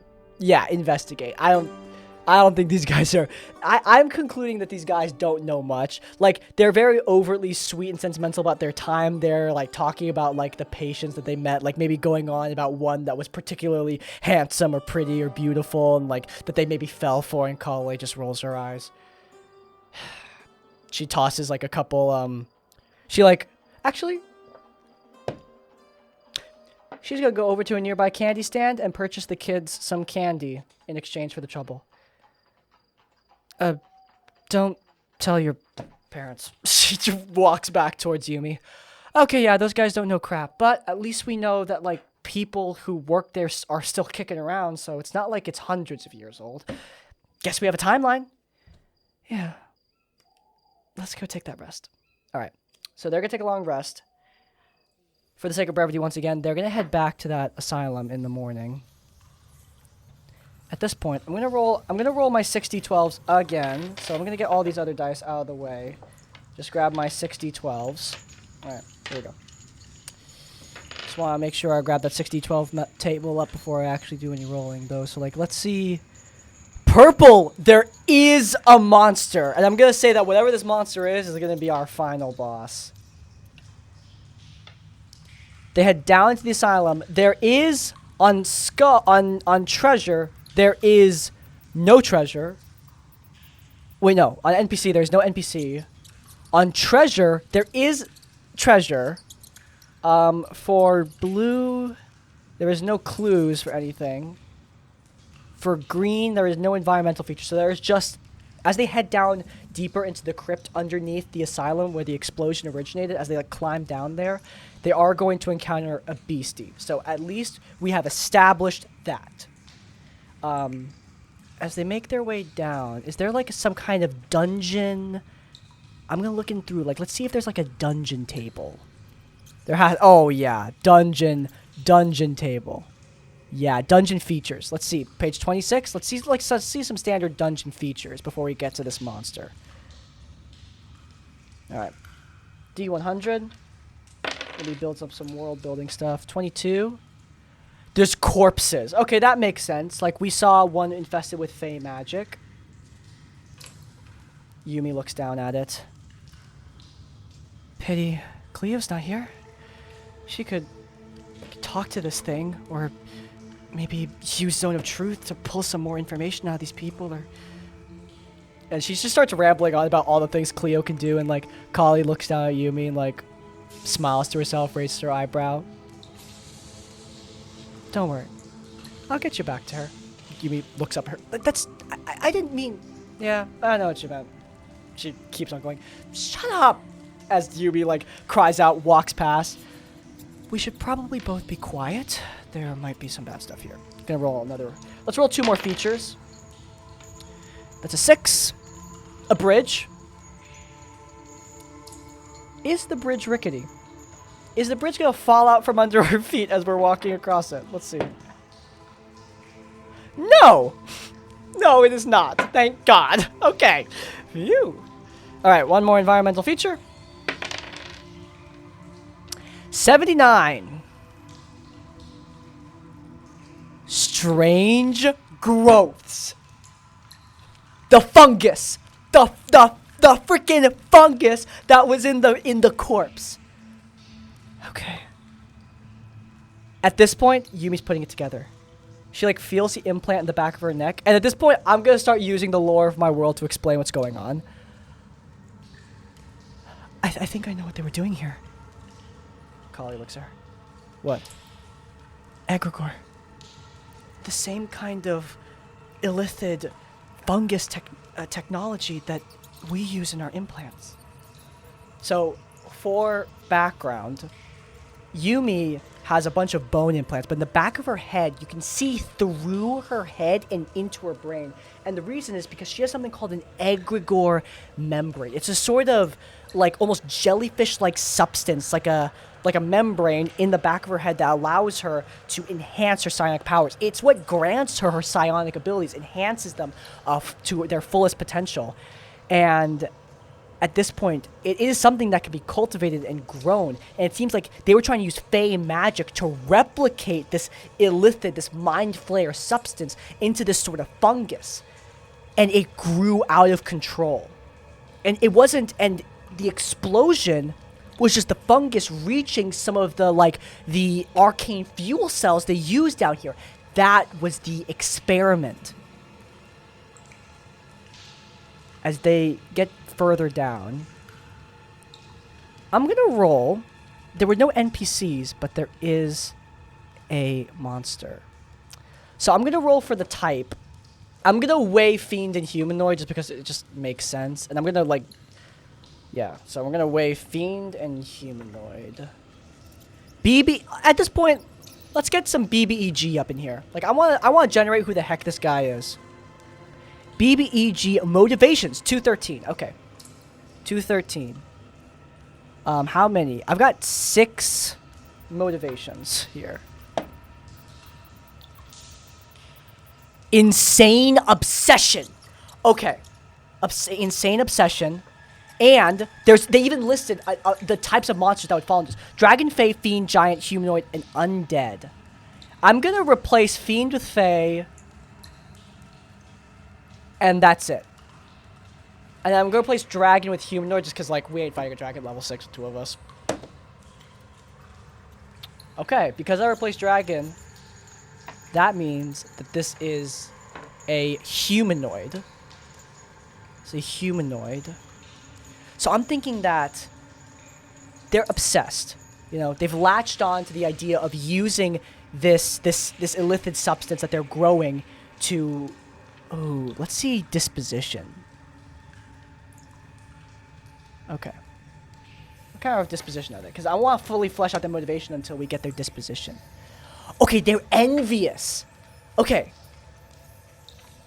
We said earlier that there was this corporate takeover. This trading company took over the city. Maybe one of their rivals was driven down here to take advantage of these old experiments. They're not somebody who worked at this asylum beforehand.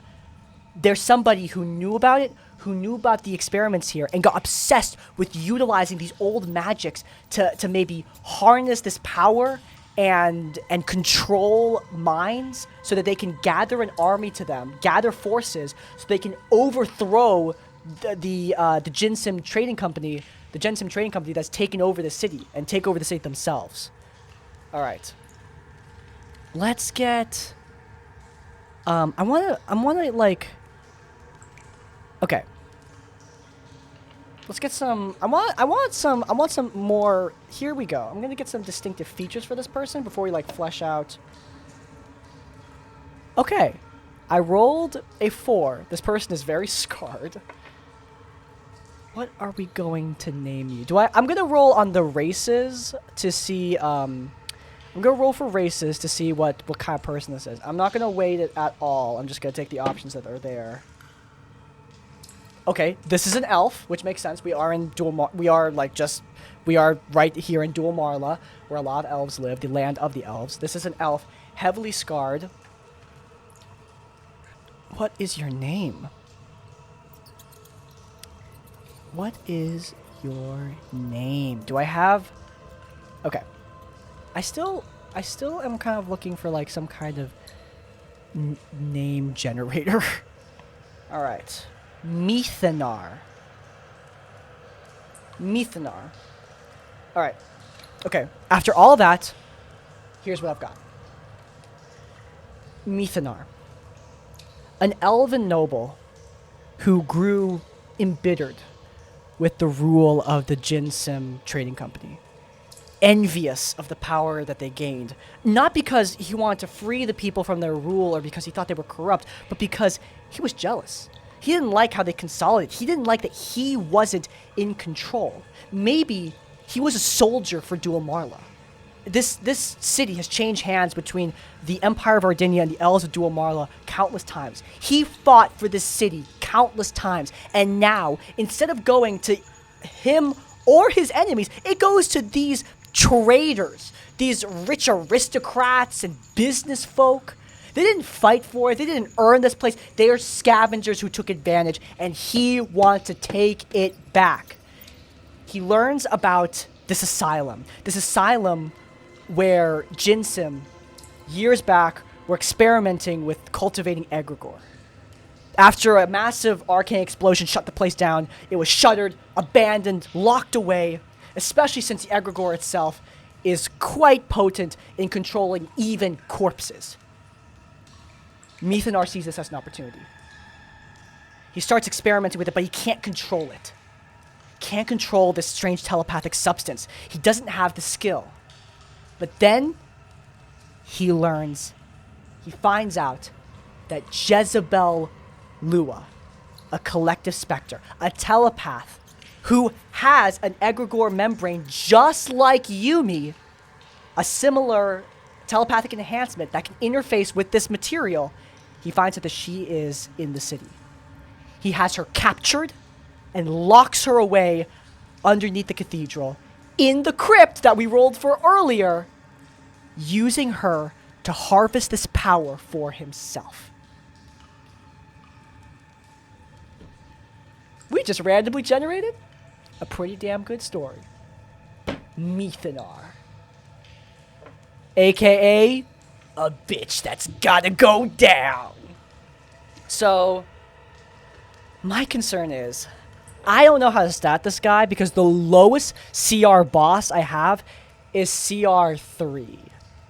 And I don't know if, we beat a CR 3 normal creature, but a CR 3 boss? That might be a tall order. I think we might need some backup. Kalia looks over. Yumi, you see that? They both see Jezebel. She's unconscious and chained up. He's smart. He knows that he knows that her magic can't be disabled. She's a telepath. Even anti-magic won't work on her. And unless he's willing to counterspell her over and over again, her powers can still take over his mind. Mine can too. Do you think you can just get him to, shoot himself in the head? Yumi, looks at Kalia. Definitely not. If it was that easy, I probably would have done that to the zombie. Good point. But if we can free Jezebel, the three of us together, we can put this guy down. Okay. Does he know they're there? I'm just gonna roll straight. I'm just gonna roll straight on this. I rolled a 3. He does not know they're there. Okay. He does not know they're there. For now. I'm gonna roll 2 rolls. Stealth. Stealth on this dice. Perception. Kalia looks at Yumi. Don't worry. I got this. She rolled a 10, but this is Calia Sulfero, rogue fighter. Oh, Jesus, +9 to stealth. Fucking hell. Yeah, bro is cooked. I rolled a 6. No, I rolled a 9. I'm going to go over to the humanoid stat block that I have for him. See, this is usually the point where I would custom make a stat block, but I'm going to use an already established stat sheet, a CR3 stat sheet, who, some reason, has less hit points than that frickin' rot beast, which is crazy. Kalia might be able to one-tap this guy. Perception. He does +2, but a 12 does not... He has +3, but a 12 does not beat a 19. Kalia sneaks past, gets down to Jezebel. Okay, I kind of want to keyword out how he's keeping her captive, because I am curious how the heck he's actually doing that, because I got no freaking clue, man. Keyword is on 167. See, I'm starting to memorize those those page numbers. I'm good at this. 9. Oh, well. Maybe he's keeping her chained over like an old... Maybe, like, that's where they're at. They're, like, at an old, like, water well, and he's got her chained over? No, that doesn't work.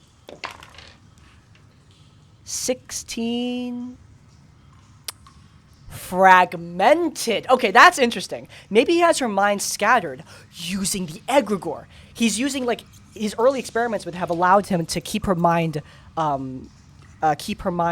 contained because he's literally scattered it across multiple different places, and Kalia needs to put it back together. I think Yumi would use her telepath ability to forge a telepathic link between them that lasts 1 hour. So Kalia hears in her head, Kalia, his mind, her mind, is spread between those 3 egregore roots. Break them for your mind. Kalia looks around. Okay, how hard could that be? I'm gonna say she has to succeed on a couple more stealth checks. He rolled a 19 for perception. Oh! Oh, but she rolled a 26 for the first stealth. Okay, she rucks over, stabs the first egregore root, frees the first part of her mind. Okay. Perception? 17. 14! Okay, at this point, he is now aware of her. I'm going to turn on some tension for myself. I'm gonna have this be a dexterity thing. See how fast she can run before we roll initiative. Oh, she. Okay. Oh, no, dice fell. Not that fast. Oh! Oh! Oh! But he rolled a natural freaking 1. Okay, so she manages to cut the second root. There's one more, but as Kalia runs over, slashes it with her short sword, Mithanar conjures forth his magic. Looks at her. He doesn't. I don't think. Does he know that Yumi is there at this point? Yes. Not only does he know she's there. Yes, and I think he knows what she is too. Clever. Thought you could free her, did you? You hear from the collective? I figured you'd come for me eventually. Yeah. Save your fucking breath. Of course. You brought another telepath. With 2, I'll be able to harness this. And the Jinsim will... Yeah. I said shut your mouth. She's going to... I mean, she's not going to shoot him. I think it's time for us to roll some of that initiative. All right. Okay. The only person left I gotta do is Mithanar. Yumi has a super high initiative at 19. She rolled a 17 on the die with +2, so that's pretty freaking good. Mithanar has +3 to Dex, but rolled a 4. He got a 7, so he actually goes at the bottom. Though he does have villain actions, which I am gonna use, which I'm very scared of, honestly. All right, so Yumi's up first. Yumi is going to try to. Okay, so we have a long rest. Yumi is going to Dagger of the Mind. She's going to instantly try to like just get this guy disabled. You know. Get this guy not doing anything, because that's a good thing. I have no idea what his intelligence is, but I'm just gonna roll. Okay, he might succeed. He has +2, but that does not beat Yumi's DC of 14. He rolled an 11 +2, that's 13, barely fails. And unfortunately, he does not have any minions to pass the effect on to right now, so he can't use his resistance. So Mithanar takes 4d10 damage again. I'm gonna roll. Alright, so that is 9 plus... Ooh! 9 plus 19 on 2d10... On 4d10, excuse me. 9 plus 19, that's 28 points of damage. Oh, he's weak already. And he cannot take anything but the disengage action on his next turn. Oh, this guy might get... Oh, that's painful, bro. Get absolutely fucked. He's going to... All right, next up, does he have... I mean, He can still take villain actions. But he doesn't have any, Kalia is going to be next up. He does have the disengage action up, meaning she's not going to use her gun because she doesn't want to burn it. She's going to summon her Echo forth. So she's going to summon her little Echo minion. She's going to summon her Echo minion. And that Echo minion is going to... Alright. Again, she took a long rest, so she's got her uses of her thingy back. Her invoke of her Echo. She's not going to use her... She's going to run... she's going to run forward. Hit him with her... She does have sneak attack. But that does miss with the... that does miss with the short sword. And she's not going to get sneak attack with the second attack because it's a disadvantage. Yeah, those both miss. So after he...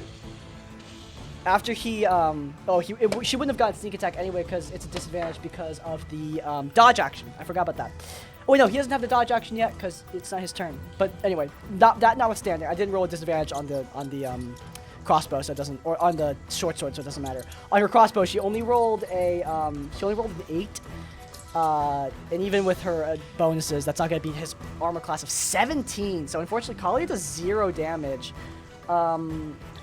She's going to burn to do one more attack with her. She's going to burn one charge of her Evoke Echo to have her Echo attack. That is barely going to hit. That is a 17 on the attack roll. 11 plus 3 plus 3. That is going to be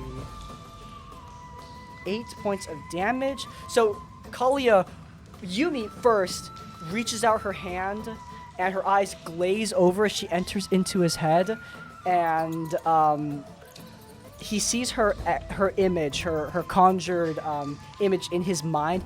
She appears before him wearing the dress that her friend Cleo gave her, and she reaches into this echo, this image of her reaches into Mithanar's head, and he just says, she just says, "You're not gonna hurt anyone else ever again." And she reaches in and just starts tearing away at pieces of his brain. He hears this screeching sound as this echo, this image of her that's just in his head begins to like control and puppet his body. That allows Kalia to run in, but unfortunately Mithanar, still in possession of his full capacity, he manages to dodge out of the way of both of her swings, and as she shoots him, she just barely misses as he moves to the left, the bolt streaking past his face. But Kalia summons her own echo, not in Mithanar's head. A very real shadow creature emerges from the dark and stabs him in the gut, dealing a little bit of damage. Okay. Unfortunately, Jesse is still fragmented and within that little well of power down there. See, the well came in handy after all. Mithanar is up now. He cannot use his action for anything but dodge, disengage, so he is going to dodge, and he's going to use his bonus action to summon in 1d4 plus 1 minions. That's a 4! He summons 5. 5. We're going to flavor these as as like more of those gravediggers, but these are minions. These are more of those spore zombies. He can summon them. How far away can he summon them? Within 60 feet. Oh, it's just 1d4. There's no plus 1 in there. Okay, I made a mistake. He's gonna grab 2 of them on top of Yumi. He wants to get this bitch. Get her out of here. And one of them on top of Kalia. I spawned one over there for some reason. I don't even know why. It just is what it is. Okay, I did a thing. All right, so those are the grave diggers. They have emerged onto the battlefield. All right. Well, this is about to get very interesting. Okay, so now that the grave diggers are on the battlefield, Kalia. All right. That is going to be that's his he has the dodge action. He has summoned in the grave diggers. When do they go? I don't know when they attack. I'm gonna say they are going to roll initiative and join the next combat. They rolled a natural 1. Awesome. That's great for them. Good job, boys. Yumi is not with this. She's gonna use. Yeah, I don't think. Uh-oh, guys. I don't know if Yumi's got anything she can do. Okay, she's gonna run forward and use Flay in a cone in front of her. She has a 15-foot cone, which should hit both of these guys. Minions die instantly if they fail a saving throw. She's going to use Mind Flay, which, before I do that, though, I do need to roll for Strain. See if Yumi... That is a 1, meaning Yumi gains 2 levels of Strain. She's going to disable her, She's going to take them in Mind, which disables her dodge, disengage, etc. That sucks. Yumi runs forward, unleashes her her Mind Flay against these creatures as her telekinetic power. She calls that she conjures forth her powers, but her implants spark, and the sparks center towards her membrane implant in her head and damage her brain temporarily. So she has no dodge, disengage, etc. But these guys, they both need to roll saving throws. So that's an 18. That succeeds. That's a 7. That's not going to succeed. Yeah. These are... I'm going to use the basic zombie stat block. That's not going to succeed. So I'm going to say this one is automatically dead. Auto dead. This guy over at the top, he might still die if I roll more than twice his... If I cut the damage in half and I'm still killing... Oh, that's a 1. Yeah, no. There's no shot. Yeah, this guy survives. Okay, so this guy survives. This guy's instantly dead. I don't know if Yumi has anything that she can really do with her bonus action. No, I don't think so. All right. She should have kept Mithanar disabled. Oh, not good. Kalia, seeing the situation that she is currently in, is going to disengage with her bonus action. Her cutting action is going to run back here. She is then going to take her good juju. She's got 1 bullet in there before she has to reload it. Please don't miss, girl. This is not the time. This is not the time for messing up. Oh, wait. No, but he still has the dodge action. So she doesn't get sneak attack. I already moved. She's going to fire with her crossbow. With disadvantage, that does hit, and she doesn't get sneak attack, but that's still going to be damage. Damage is damage, as we say down here. That is 8 more points of damage. I'm really good for these hand crossbows. I don't think she can make another attack with her bonus action because she's not, like, dual wielding, and she ran out of range for her short sword, obviously. But she did. She's going to... But, wait, I just realized, even without the evoking, the evocation just lets me make an extra attack. With the echo, I can make a make a melee attack as if I'm there, like temporarily swap places with it. So I'm gonna make a melee attack from the echo, with disadvantage. That's a still hit. That's an 11 plus 6. That hits. Let's go. Okay, that's not as good damage. It's 6, but still, that damage is damage. Okay, we are really freaking hurting this guy. Let's go. All right. We haven't freed Jessie yet. The final rune to free her is in the back. I don't think we're gonna be able to get her in time. I would love her help though, but I think we can just burst damage this guy down because he's not really. He's just. All right. Okay. At the top, he is going to. Oh. He's going to use his villain action at the end of Yumi's round. At the end of Kali's turn, he's going to use his villain action and just say, "Idiots! What are you waiting for? Kill them!" Each spore can take their movement and make 1 melee attack, which is not that ideal considering they're all minions and they're going to do 1 damage if they hit. But like, you know, damage is damage, as we say here. Against Kalia, it's a natural 20, so she takes 2 points of damage. As the Gravedigger grabs her, pulls her down to the ground, she like pushes it off, scratches at her a little bit. Against the Shadow, against the Echo. Ooh, that misses, thank God. If it killed the Echo, that actually would have been really that would have been a bad thing. Against Yumi, that is also going to be a miss. Yumi at this point is freaking sick of these spores. These ones are significantly weaker. It's not full colony. These are more like a minor amount convoluted into like more decrepit bodies. So she manages to like just shove this one away with a small telekinetic push. Okay. Now it's Mithanar's actual turn. That was just his villain action. So Mithanar is going to... Alright, he's got a multi-attack. Well, first and foremost, he's going to summon more dudes. Jeez, 4 more guys! Gonna grab 2 more on top of Yumi. Swarm them, swarm them, swarm them. He probably should have saved that villain action to when he has more. Yeah, we're Okay, now things are getting a bit more intense. He's summoning in more and more of these. Okay, now that's his bonus action. All right.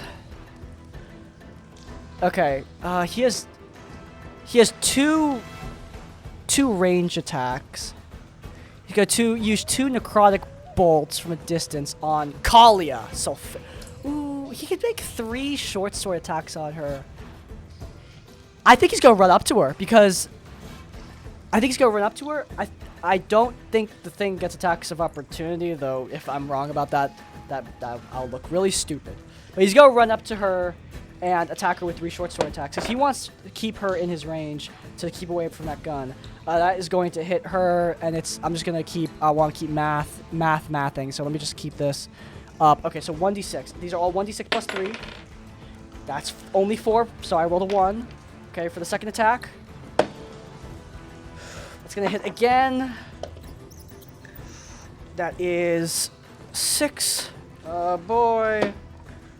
I'm like waiting for like the big one. That is finally that's definitely gonna hit. And that's the big one. That's 8. Does she have uncanny dodge at this point? Uh-oh. I don't think so, guys. No, she does not have uncanny dodge, but she does have something else that she's going to use. That's 8 points of damage. Okay. Yeah, that is going to be 4 plus 6. 4 plus 6 plus 8. So that's 18. That's 20 points of damage she suffered so far. So she's almost at half hit points, guys. Kalia is looking rough, guys.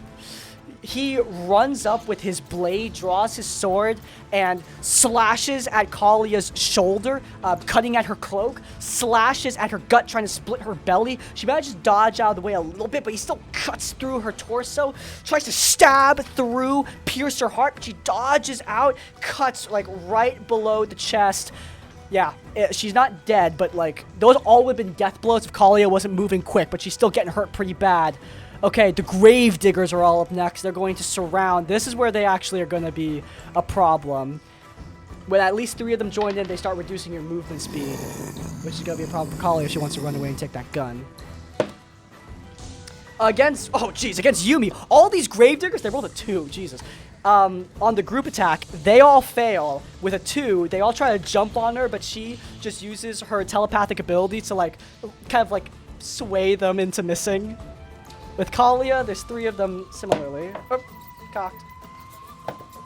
Oh, that hits. Jeez, this girl's got bad luck. That's 4 more points of damage. She is she's past half, and at this point, her movement speed has been reduced by 15 feet since 3 Gravediggers had joined in that group attack. That is gnarly. Oh, wait. And this last one is going to try to down her Echo. That's a natural 20. That is a natural 20. The Echo goes away. Kalia can no longer rely on it. But, oh, and she's backing up. Guys, I don't know if you can see this, but she is backing up towards a pit. This is not good. Yumi. Yumi is going to... She can see Kalia's in trouble. Also, I gotta take off this little marker saying that he's got the dodge action, because he does not have the dodge action at this moment. He does not have the dodge action. She's going to... This guy can't have good... Like, she's got Upcast Kinetic Crush at a 3rd level. So she has to roll below a 3 in order to gain strain. She gains 1 more point of strain. That's not good, guys. Oh, shoot. 'Cause she's already got 2 points. This 3rd point's going to add 1 more thing. So, I mean, no matter what I pick, I'm taking a big risk. I'll do that after. She's not dead, but this is not good because she gets 10, she's done. Okay, it's 4d8. Oh shoot! I just realized that's the kinetic crush of a creature. So this is gonna be 4d8 damage if he fails. Please fail. Come on, man. Strength. I'm pretty sure that's a success. That is a success. So it's 4d8 damage. She was trying to. Damn, kinetic crush is so cool. It lets me like pick him up and like push him away from her, but it wouldn't. It did not work. Oh, 8. Oh, 3. 7. 1. So that's 19 cut in half. That's good damage. That's 9. He's looking pretty weak, guys. I mean, at this point, 28 plus 8 plus. That would be 44. 54. He is almost dead. If she had gotten that kinetic crush off, she would have killed him. But unfortunately, it was not to be. Darn it, darn it, darn it. I don't know why I'm trying not to curse, by the way. It's very silly of me. Kalia. She's going to use her... If she disengages with her bonus action, she can't use her bonus action to summon the Echo. So many freaking choices. This sucks. Okay. She has so much health left. Right? 18 health. Like, there's no way she dies if she just runs away. They'd all have to hit her. Because at this point she has... What's 42 minus 24? She's 18 health left. She's just going to run away this way. Run away through them, jump over here, and summon the Echo back in her place.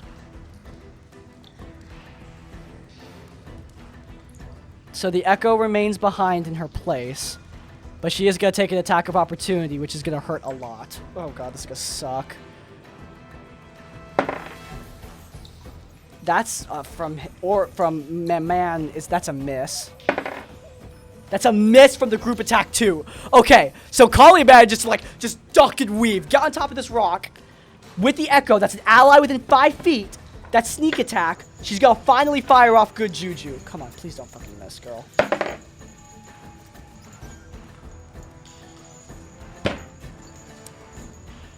That is a miss. She rolled a 6. She rolled a 6. That's not. She does not have advantage. Damn. Oh, she's going to. How many times can she do this? It's her con. Okay, she can't invoke the freaking guy again. And I think I invoked him too many times already. Shit. That's not good. At least she didn't die for that. But she pulls back, fires back good juju, and completely whiffs the shot. It goes the Gravedigger in front of Mithenar, kind of like throws her off, and the bullet goes wide. Not good. Oh, not good at all. Mithenar is up next, and he is going to keep pursuit. Guys, this might be the end of her. Oh, okay. First attack is a miss. Second attack is a hit. 7. Come on. Third attack is a miss. He's going to use his bonus action to summon a D4 of minions again. I swear to God, if I summon another 4. Another 4 minions! Oh my God. At this point, Kalia is on a cliff. Oh my God, guys, there are so many Gravediggers. This is so bad. The Gravediggers are all gonna swarm. This one is gonna remain behind to kill the Echo, but these ones are all gonna swarm Kalia. And I just realized she wouldn't even be able to move that far because the Gravedigger attacked her. So, oh, this sucks. Oh, that's definitely gonna hit. Oh, that's definitely gonna hit. 1 plus 5, so that's 6 points of damage. She took 7. So 7. She has 5 health left. Oh my god, dude! And that against the Echo. That actually misses the Echo. The 2 Gravediggers tried to attack. Yumi. That hits Yumi. She takes 4 points of damage. First damage she's taken in this combat, actually. Mithanar is going to use his villain action to say, "Kill order now!" All of these guys are gonna close in and dogpile on Kalia. This is a group attack with plus 1, 2, 3, 4, 5, 6, 7, 8, 9. Plus 9 to hit. If this, I don't even know how this would miss. A group attack with plus 9 to hit. She has an armor class of 15. Yeah, this hits. Kalia is down. Kalia is down. She's rolling death saving throws. I'm stressed. I'm so stressed. Yumi's up next. I mean, girl is... She's gonna take the attack of opportunity right over here. Natural 1. Okay. Fucking hell. Fuck it. Okay, Dagger of the Mind. This has been her most effective ability.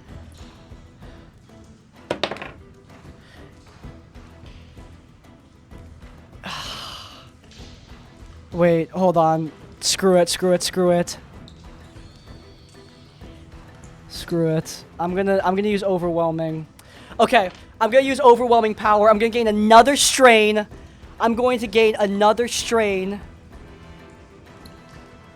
Not only, oh my god, I'm gaining a lot of strain here, guys. How much strain does she have? She has 3.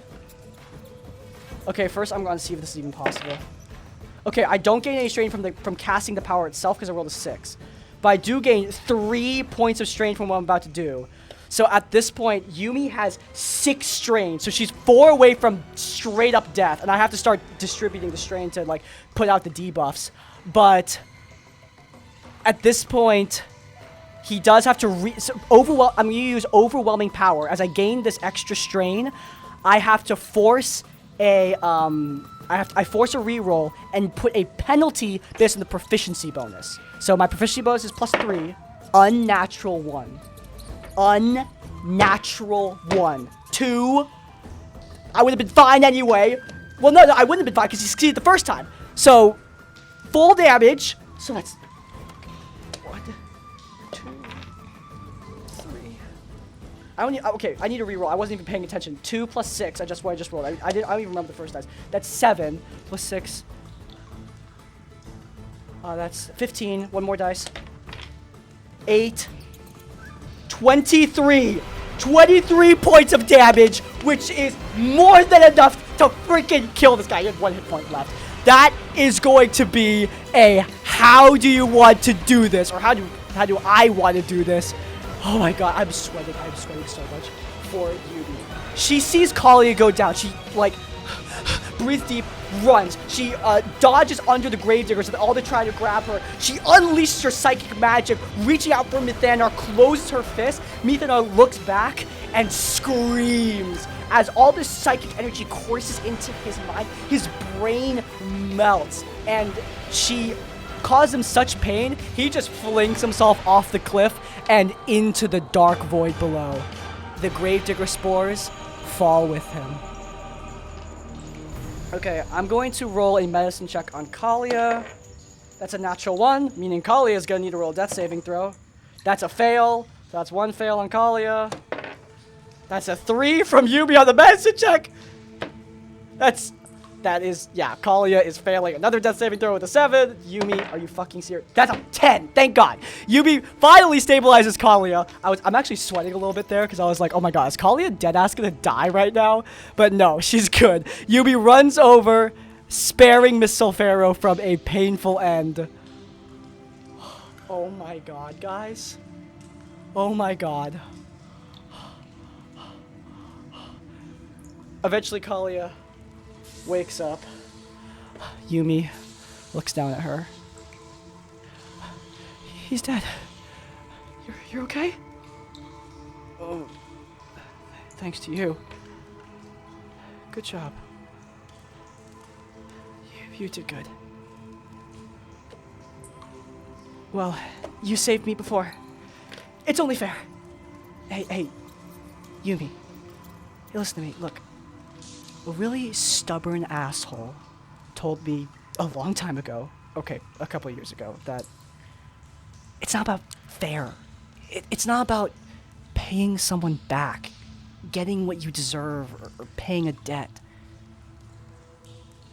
I'm doing what I do because I saved you, not because I owe you a debt or because I want to use you, but because that was the right thing to do. Okay? I did it because I've got your back. Because we're in this together, we're on the same team. Okay? You don't owe me, I don't owe you. It's not about getting even. It's just about giving a hand when you need it. I've got your back, okay? I've got your back because, I don't know. I think you deserve it. Yumi sits down. She, reaches out with, she's going to use one of her minor psychic powers. She is so screwed right now in terms of, the side effects of her implants, by the way. Oh my god.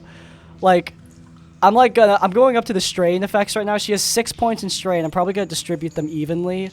Yeah, 6 points in strain. I'm going to distribute them evenly. So she has disadvantage on charisma, wisdom, so much crap. It's bad. It's really crazy for her. That's why she was rolling so bad with the freaking medicine checks, man. But yeah, she sits down. Sometimes I just don't really know what I deserve. I used to think I deserved a second chance. And Cleo and All Care and Red and Pigeon, my friends, they gave it to me, and I don't know. Even back then, I didn't know if I deserved it. But it's not about deserve, isn't it? No? No, it's not. Kalia stands up. It's not. They helped you because they thought you deserved it too. Okay? Not for any other reason. Not everyone is Matthias. Not everyone is trying to use you. She looks back at Kalia. Thanks. I didn't expect to hear that from you, but I appreciate it. She's about to say, I owe you one, or something like that, but she stops herself. Thank you. Let's get her out of there. Yeah, let's go. Kalia, Yumi, help Jezebel out. It looks like she's in a coma of some sort. It's gonna be a long recovery process. Kalia looks down at her.